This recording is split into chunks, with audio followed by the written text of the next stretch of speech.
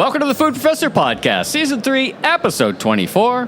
I'm Michael LeBlanc. And I'm the food professor, Sylvain Charlebois. Well, Sylvain, we are live together here at the CL Food Innovation Show. It's wonderful to see you here, my friend, and be here together live at the show. And look at this podcast studio. Now, incredible. You may not be watching this live, but we'll post a picture as part of the episode notes.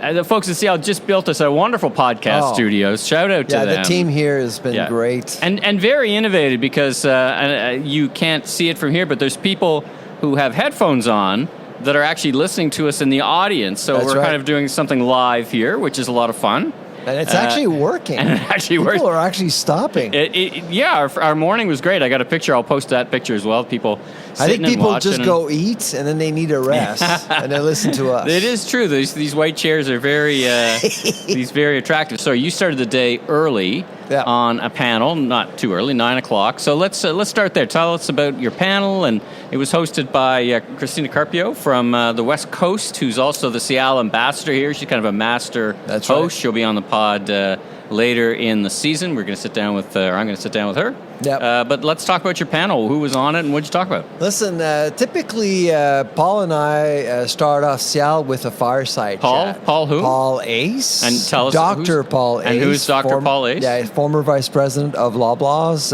Right now, he's a very busy retiree.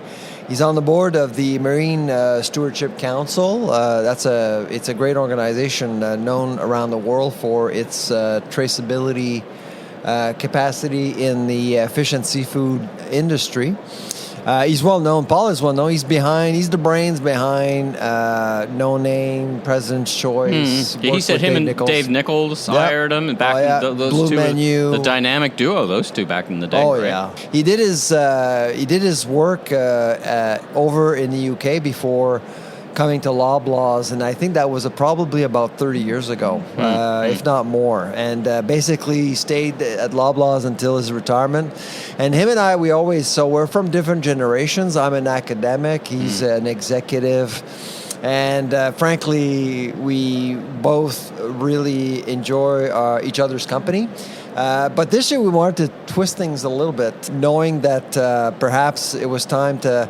I'm getting older. We've been doing this for like a decade. And how many what were you saying this morning? How many Seattle shows have you been to, you think? This is probably my 20th. Your 20th. Yeah. Well, this is, for me, I'm like a child Christmas morning. I mean, Seattle to me is my home. This is really the show. It's hard for you to take 4 steps before somebody comes up and says hello, though. Yeah, I know. It's great. It's love is mutual. It's family. People, they have an axe to grind because I said something, or they just absolutely adore some of the things. And it's been a tough year for the food industry. Let's be honest, with food inflation and everything. So a lot of people, have things to say. And of course, when you do a podcast or when you write op-eds or you do interviews, you don't really have a relationship with people until you actually meet them. And it's nice to really engage with folks that have been following us for the last 2-3 years.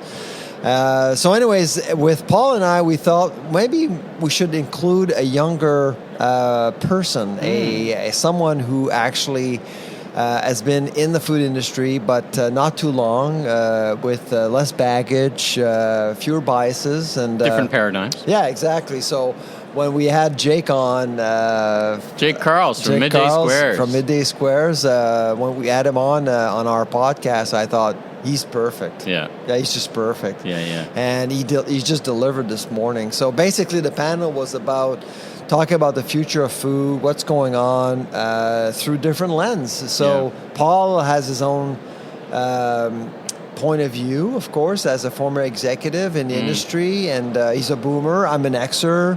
I'm an academic. I'm not necessarily an entrepreneur, but I help entrepreneurs. I spend a lot of time with entrepreneurs. Yeah, you were in Calgary doing that last week, right? Yeah, and Creative Destruction Lab, CDL, right? CDL, yeah. That's right. And finally, but I don't take risks. Jake does. He's taken on a lot of risks and has dealt with that, and so really that's been just amazing to watch him go. Yeah, I love listening to Jake because he brought several dimensions. One, of course, is age or relative youth compared to, like, as you said, you had a panel with different generations. Yeah. But he was also the small startup manufacturer that wanted to do it differently. I was struck by, I didn't really appreciate it in our conversation with him as much as I did listening to him, how he said, well, listen, our product is different because we got the money, some funding from the Quebec government, to start new processing. So we didn't go to a co-packer who makes everything in the same way. Our product and processes are different. And he also talked about one of them not working that well. So the upside, downside. I mean, he's great to listen to. And he's successful because he is different. And I when he was talking, I totally get it. I mean, it's tough out there to get any financing. That's what I was hearing in Calgary. I'm in Toronto. Tough and getting tougher is what the message from that panel was. Right? As I told the audience this morning, right now, criteria to get into accelerator program are changing just because we all know it's impossible to support a business and get the proper financing unless there's cash. So capital for entrepreneurs is going to be tough. And don't forget, Michael, it's a lower margin environment. VCs don't tend to like that. But is it VCs want to get in and get out as soon as possible. Grocery is a low margin category, but CPG is not a low margin category. Well, when you're starting, I mean, you make a bunch of mistakes. I mean, you don't get it right the first time. Sure. You talk to a guy like Jake, he'll tell you. I mean, we talk to Casper Mattresses. Well, not just food, but everybody makes mistakes. So when you're starting a company, it's tough. A lot of things can happen, and so that's why you need the support. You need a cushion, and you need a proper investor and the proper partner. And so it's. I can see that over the next few years, it's going to be tougher to support startups, unfortunately, and to support innovation, you need startups, you need disruptors. Yeah. Well, you've also got some foundations, right? The Weston Foundation has got that innovation fund that they funded. We had them on the podcast earlier on. You said something super interesting. I wanted to follow up with you on, and we were talking about a bunch of issues. During the panel? Yeah, during the panel. One of them. I wasn't listening. It just comes natural. Yeah. You were talking about population and You were casting doubt on that Canada could reach 45 million. I forget what the number. 45, yeah. 45 million. I started to think, though, I've been thinking lately about... having kids? No, I've done that. That time. Buying kids? No, that time's passed, too. I was thinking about, immigration in the context of climate change. Yeah. I think Canada is going to be a destination for environmental refugees. Like, I can't live where I used to live because it's too hot. And Canada, we are blessed by many things, one of which is, as it turns out, a climate that we can all live in. It gets a bit cold sometimes. But you think some of these places on Earth that are getting basically unlivable, when they're 50 degrees. I think Canada, there's a bump up, there's political instability that causes immigration. There's economic opportunities. But I think environmental it's quite possible. I mean, I'm not sure it's going to happen in our lifetime. That's the thing. No, but I mean, we talk about climate change. Maybe yours, not mine. I seriously doubt it's going to happen within the next 50 years. I actually do think that the world population will stall, the growth will stall before we see Canada as a great place to build more resorts because it's warmer or something like that. Cooler, because it's cooler. You can actually... It's cooler, but right now, I mean, some parts of Canada, it's just darn too cold for the majority of the population of the world. With climate change, what I'm hearing from you is that we may see more land that's livable all year round. Yeah. And that's probably true. We see it in agriculture. I mean, when you look at northern Manitoba, northern Saskatchewan, northern Alberta, more and more each year we can actually use more land. You see with data, farm land use is actually increasing in the prairies as a result. So, you're right. But at the same time, you need people. You need births. And births, the replacement rate is just not matched right now. So I do expect more immigration to come to Canada, but there's going to be less births everywhere.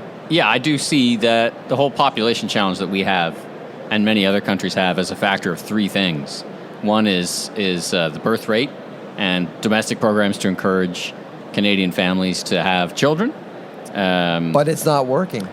The second factor... Look at Quebec. Right, it doesn't work. That singular aspect doesn't work singularly anywhere. The Swedish countries have tried this, and it doesn't work. And that's why I think, we've tried a lot of things. $5 a day daycare. Yeah. The feds have come in with a generous program for maternity leaves, paternity leaves. Yeah. So we all had that in place in Quebec. Quebec's very progressive in that terms.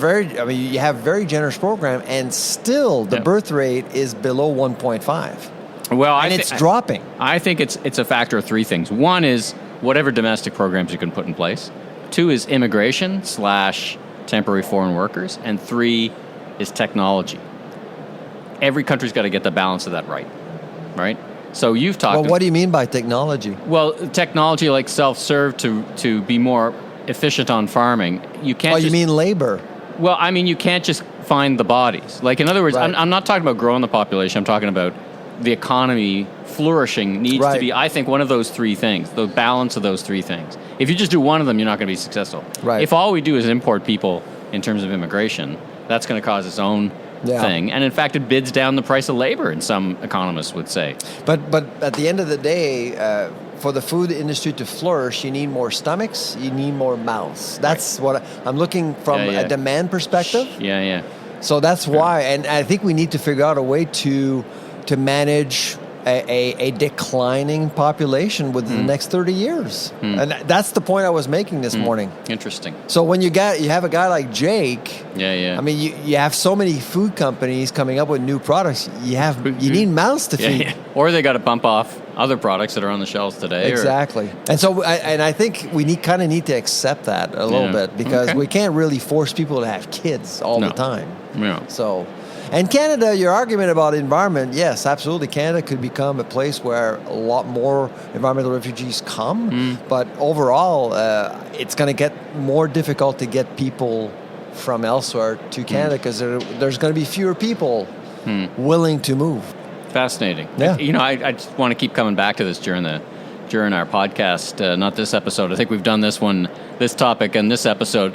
We haven't said our very special guest is going to be the Minister of Agriculture from the province of Quebec, right? Yeah, André Lamontagne. Now, you've mentioned him before in the podcast. You have a lot of respect for him as one of the... I do. I think he's one of the best ag ministers that the province of Quebec has ever had. Yeah. I would probably place him second after Jean Garon. Jean Garon basically made the Ministry of Agriculture relevant in the 70s and 80s in Quebec. Okay. And, there's a pecking order in governments. Sure. Ag is never up there. Yeah. Jean Garon made it a priority with a bunch of laws to protect farmland, to give more rights to farmers, to, he democratized farming. André Lamontagne, to me, is doing the same thing. He when you talk to him, clearly you can tell that he does his homework. He understands his files. He understands issues very well. He talks to everyone. Yeah. And he's a former grocer. Oh, I didn't know that. Yes. And he's here today. Going to be joining us in a little bit. So in the podcast, we'll get to him in a later. Let's jump into some news. Yep. So a couple things I wanted to bring up. You wrote an article that I thought was worth chatting about. Gene editing and government policy with CRISPR. Yep. So take 1 second or more and explain what CRISPR is, and not everyone may know what that is, and gene editing in the context. And then the government made some decisions about some rules that you actually thought they got right. Praise where praise belongs, or credit where credit is due. So talk about that a bit. Yeah, I wrote an op-ed about this week, and of course I always try to look for news items that nobody talks about in food that are pretty important. Yeah. I mean, news cycles are news cycles. You're not expecting media to cover everything, especially when China is trying to rule Canada. I mean, that's an important issue, but gene editing to me is a big issue, and I did make a point this morning to mention it, because I suspect that most people in the room that had no idea what I was talking about, because people here are very focused on retail stuff and innovation and how food tastes and things like that.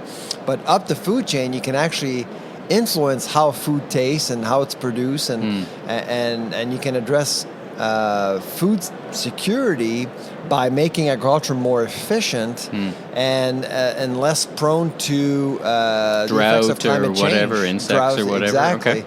And gene editing allows science to make tweaks to plants in order for plants to become more drought resistant, pest resistant. You can actually change flavors, you can change traits, attributes. Is this a modern version of taking two products and stitching them together, like a pineapple that tastes like a little bit coconutty? And, is that... CRISPR's much more... Genetically engineered foods or ingredients is all about adding a foreign DNA, a foreign species into the fold. Okay, that wouldn't normally you would see cross in nature, like an apple and a pineapple or whatever. Right. Okay. That's is that genetically modified? That's genetically modification. Okay. So GMO. So the Aqua Bounty salmon, they cross the Atlantic salmon, the Pacific salmon, and genes from an heel to allow the salmon to grow in 18 months to maturity instead of 3 years. All right. So it's half the price to produce salmon, basically. So it took a different species. But that's not what you're talking about, gene editing. No, gene editing is about making, canola more drought resistant. By just improving canola. Extracting gluten from wheat. That's a good example. Oh, there you go. Okay. And then what did the government have to say that you commented on that you thought they got right? So you need 3 steps in order for gene editing to become allowed in Canada. You need the health part. So Health Canada needed to do the work. They approved it. They deemed gene editing as healthy, not a danger to consumers. What we learned last week is that the CFIA, led by Minister Bibeau, they've decided that the environment is not compromised by gene editing either. Okay. The last step is feed and livestock. So we should actually hear again from the CFIA by fall. And once we get that approval, then we're good to go. Canadian Food Inspection Agency. Canadian Food Inspection Agency, yeah, exactly. And so once we get that approval, then we'll be able to do that. And I can tell you a bunch of companies are just waiting for this to happen. And this is really good news because it saves you a lot of money on research, saves you a lot of time. You can adapt your crops very quickly. And so this is good news for agriculture overall, I think. And unlike Europe, I think Canada's getting it right. I think Ottawa did the right thing by allowing this to happen. Now, of course, groups like CBAN, Vigilance OGM, Greenpeace, Équiterre, all those people believe in the biology of agriculture and don't believe in the denaturalization of agriculture. So they're very much against what's going on right now. But I actually do think it's a good thing. All right. So let's get to our fantastic guest, Minister of Agriculture from the province of Quebec. And let's hear what he has to say. So our very special guest this week is Minister André Lamontagne, the Minister of Agriculture in the province of Quebec, my home province. Welcome, Minister. Welcome. Hello, Sylvain. Hello, Michael. Yeah, I really appreciate the fact that you've taken some time to come and see us at the Cial podcast. It's been great so far. We've actually had many interviews with great entrepreneurs from all over the country, all over the world so far. You've been at Cial since lunchtime, I suppose? Yeah. So, I know you've met a lot of people. What's your overall impression so far this year? It's not your first Cial. No. So, what's your take with Cial's this year's Cial? My take is how people are happy to be back. And to showcase what they do best, which is all kind of product that are fueled by innovation, by the willingness to make something different than others do, to the benefit of our consumers. And it's really exciting, really, honestly. Lots of product, lots of companies, and it's really nice to be here. Now, what I didn't appreciate, Sylvain told me you were a grocer once, so this would be familiar territory for you, looking at product and making decisions, yeah? Yes, 3 or 4 lives before, when I was younger. Sure. Yeah, but no, I always kept affinities, with the field with of the retail, with right. the grocery retail. So no, I really enjoy being here is like being with a bowl of candy. I really love it. No, it is fun, and it's great to see everyone back here. Last year in Montreal, you were there. People were wearing masks. We were still dealing with Omicron, and honestly, I don't think Seattle knew it had a show until I think 2 months before. But this year they had some time to plan, and it shows absolutely. And of course, this year we have this nice facility for our podcast. Tell us a little bit about your vision for innovation in general. Seattle is really the place to talk about innovation, to think outside the box, to think about the future of the food market, what consumers are looking for, what they need. Yeah, but innovation, you put your finger on the dot. It has to do with consumers. How more educated they are aware they are of trends all around the world.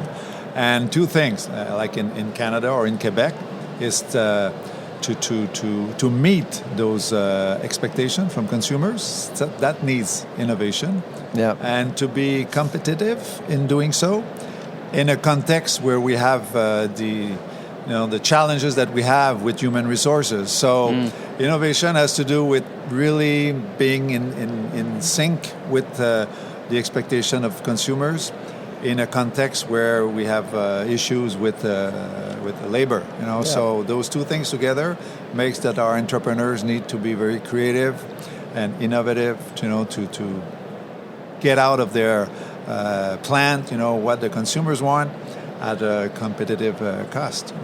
When I met up with you a few minutes ago, you were talking to entrepreneurs, you were meeting companies. Is that the one thing you're hearing most often, the labor issue, or are you hearing about other things as well? No, the labor issue now, it's a few years, that the people talk about that, so they know it's there for a while, and it's part of their reality. No, it's really to how they can, emerge from others, with a product that will spark interest. Spark interest, and it's very, very nice. I was just visiting the Malaysia booth. Oh yeah, and I had like 3 or 4 entrepreneurs. They're all women that created their own company with products that are rolling out like millions of units every month. And just a bunch of women entrepreneurs. And it's that's one thing with food is that innovation comes from everyone. Every class, you have people that years ago they were not in the food business, and they had an idea, they met someone, they could partner, and then poof, they come out with a product that they roll out and make a success out of it. It's such a great point. In fact, one of our last guests 2 episodes ago, a Quebec entrepreneur, Jake Carls from Midday Squares. Okay. He was on the panel, and he spoke very well of some of the funding he got from the Quebec government. And they're now getting listed in Target in the United States, and they're really growing their business. There's lots of levers that you can pull as government to help entrepreneurs. What are the ones that you look to, and what are the ones that are you think driving the most innovation? You're thought of as very progressive in terms of how you fund and look to entrepreneurs. Talk about that a bit. A level that we activate a lot has to do with processing. In a sense that we can grow all the things we want, but if we cannot manufacture, it's like a bottle with a little neck and with a lot of stuff in it. Yeah. So since I'm there, one of our strategy has to do with processors to make sure that they can grow, they can have a quality product, and they can be automated, so that will pull from our primary agriculture, instead of having our agriculture trying to push so that processor would... and add the value, right? So the value added stays in the province and not shipping raw materials outside or outside the country, right? Yeah. As you do, Minister, I travel all over the country, and I often say on stage that Quebec remains the only province with a food autonomy strategy. Yeah. And talk to us a little about what that strategy has accomplished in the province of Quebec over the last few years. But the first thing that it has accomplished is that it's mobilizing people toward an objective. And as I say, to push for more autonomy, I mean, for sure, it's to make sure that tomorrow we produce or we process a bit more food than we do it today.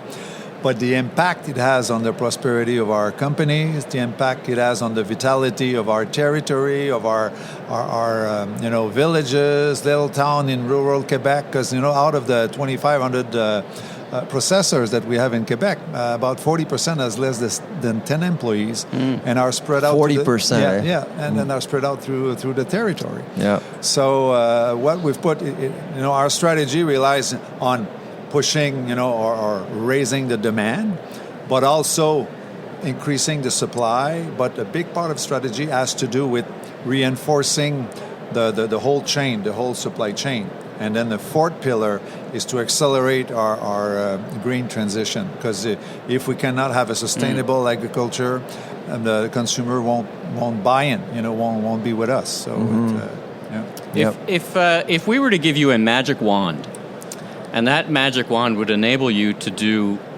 and move forward or progress with or find funding for one or two key things, what would that be? What do you think that you'd focus on? But one, give me two. One has to do with access for our coming farmers and producers to have access to land, and to be able to grow a new business or transfer a business. Because today the price of land is really a hurdle, for the youngs that are coming. And the second one is really to be able to improve our productivity in the field, and productivity also in our company, because we lag. We lag. I know our Prime Minister likes to compare us with Ontario, but we lag with Ontario, but we lag with other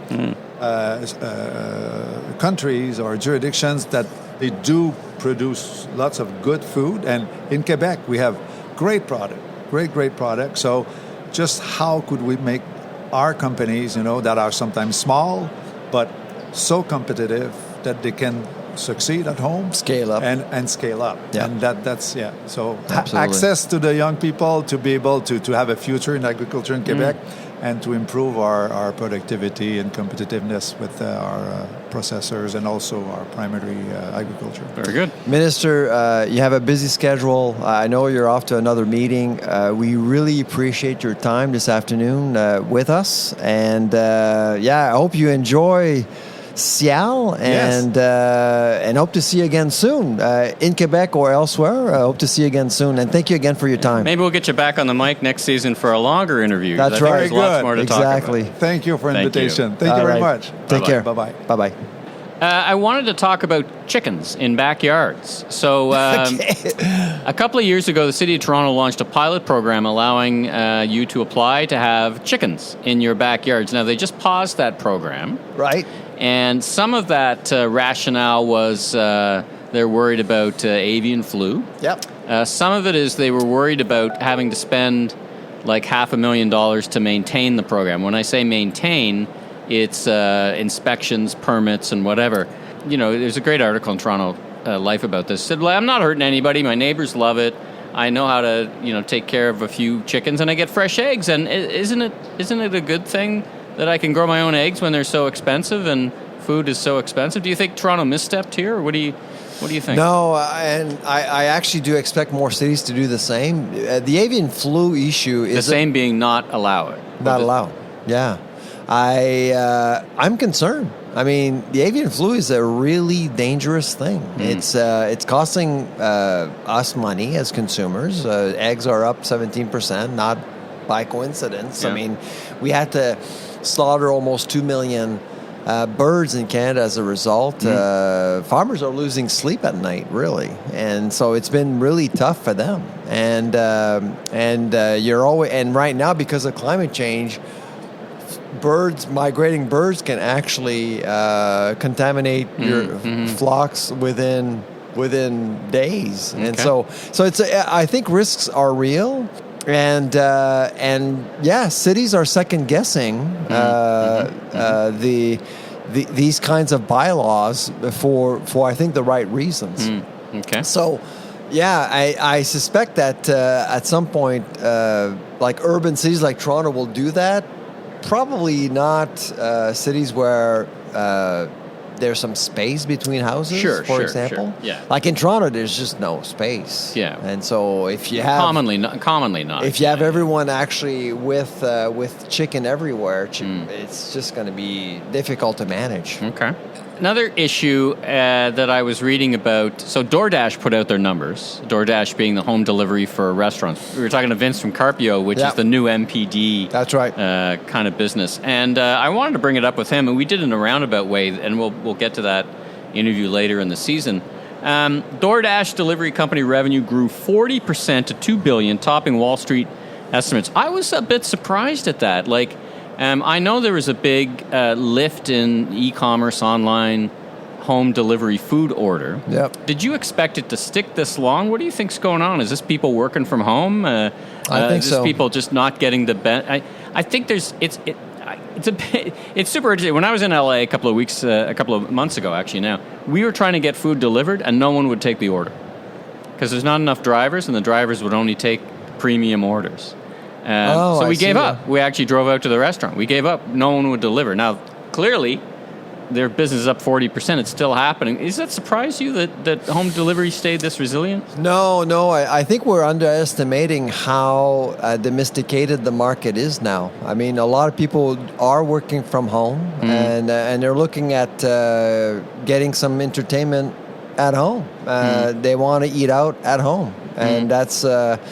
I think more and more people will feel comfortable working from home.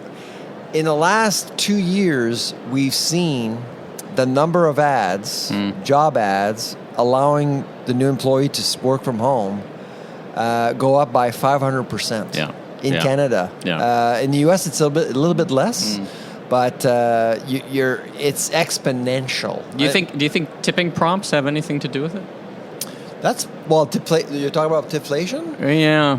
It's costing more for sure, but I think... I don't want to be hassled anymore. I don't want to go the... I'm just so fascinated with this because I think people are like, I don't get any experience out of going to that restaurant, so I might as well just have it delivered at home versus full experience. Is this a misstep by the restaurant industry, or is this just natural progression?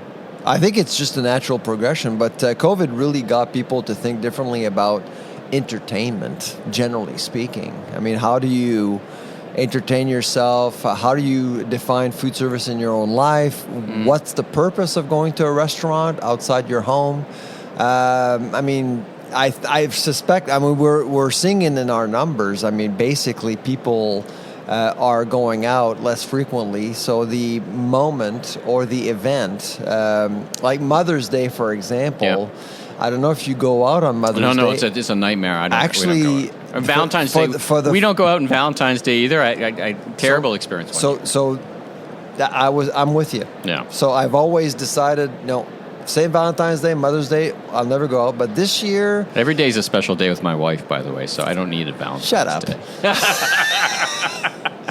But essentially, I booked a restaurant. And I had no problems. I actually tried to call a few restaurants. There was plenty of space. So I would try it. Yeah, I would try it. And if it's less busy, you're probably going to get better service. And leftovers.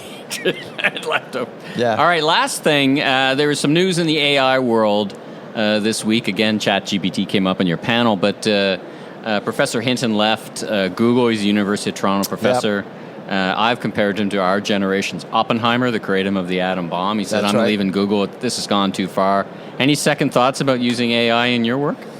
Yeah, he's AI's Greta Thunberg, I guess, because he basically said that AI potentially poses a greater threat than climate change. And when I saw that statement, I said, "Wow, that seems a lot." That's a lot. Yeah, that's a lot. Because I mean, to me, I think. But Oppenheimer thought he was going to set the world on fire, and he still did it anyway with the Manhattan Project. So.